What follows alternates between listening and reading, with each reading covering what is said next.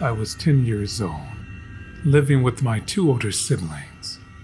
There was a girl named Melly that was from the UK, staying with us as a foreign exchange student.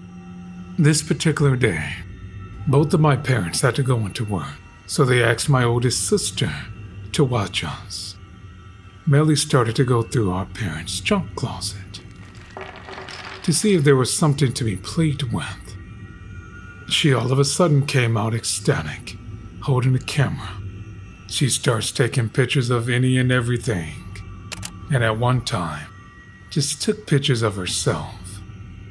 All of a sudden, Melly looks at us and says, "Let's make faces in the bathroom mirror, in the basement, and take pictures."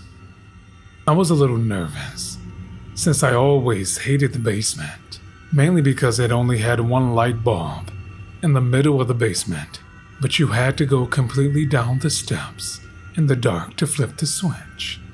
We made our way to the basement and went into this creepy bathroom taking goofy selfies, and we actually had fun.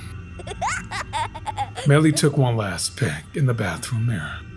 Out of nowhere, she froze. Looking at the camera, the goofy smile she had while we were taking the pics completely disappeared, and she was staring profusely at the camera. I began to notice she was also pale, as if she was looking at a ghost. We all just stood there in confusion, staring at her, calling her name, but she never answered. She put the camera down on the sink and stared into the bathroom mirror. She brought up her right hand and covered her right eye, and then put her hand down, and then brought up her left hand and covered her left eye. It was as if she didn't believe what she was seeing. I grabbed the camera from her and saw in the photo a tall, dark figure in the mirror's reflection reaching out for Melly. I was so scared I couldn't even move. Then out of nowhere, we heard what we thought was footsteps running towards us at full force. We couldn't see anything, we just only heard it. We all jumped and cuddled together, sobbing in the bathroom, terrified. As it reached us, we felt a massive wind go through us, and then the running would start over again, as if it was a repeated cycle. The evil energy was overwhelming and terrifying. Our neighbor that was a family friend heard us screaming through the basement windows and came over to check on us. As soon as he touched the doorknob, it instantly stopped. He came in to us terrified and crying. He called my parents, and they came home immediately. We never heard from the UK girl after she left 3 days later. I always wondered about her and the trauma she went through staying with us. I hope she's okay now after what she went through in our home.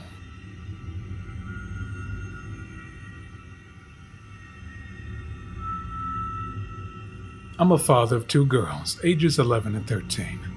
We live in a house a bit far away from the city, so we really don't have any neighbors or any busy streets. We barely have any street lights around our house, so it can get pretty dark rather quickly in our area.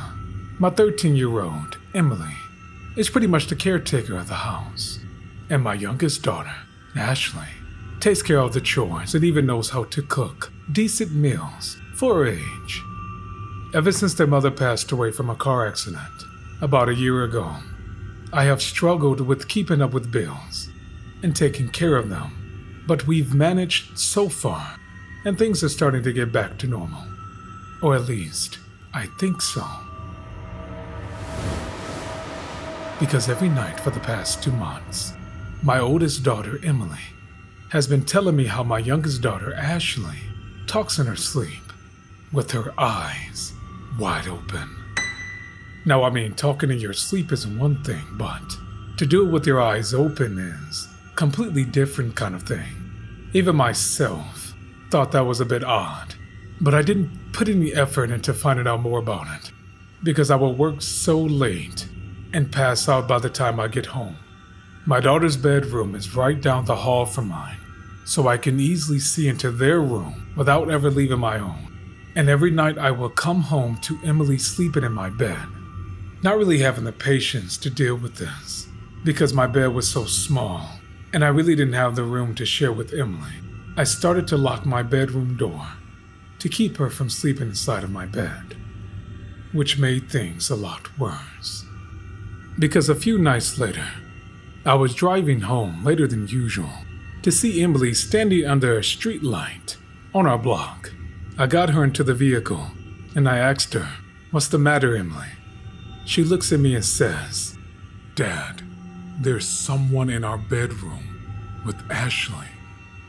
I mustered up the courage to go into the house and made my way into the hallway, and there was Ashley there standing with her eyes closed. She didn't say a word to me, and the house was so quiet. I could hear myself breathing. Then out of nowhere, she says, "Mommy said to close my eyes."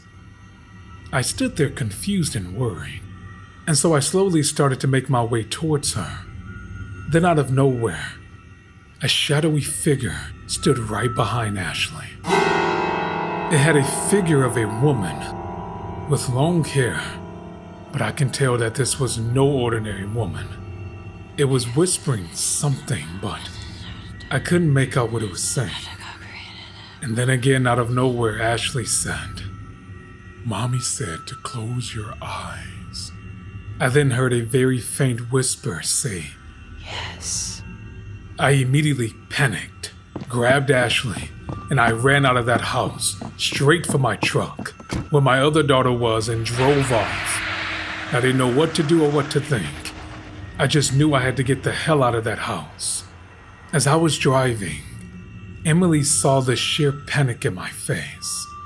I turned to her and I said, "What was Ashley doing when she would talk in her sleep?" She looks at me and says, "Her eyes would be wide open, Daddy, whispering something, but I couldn't understand her. And then she would close them and say, 'Mommy said to close my eyes so I won't be afraid anymore.'" Yes. Thanks for watching. And remember, your voice is a powerful weapon. Thank God for it.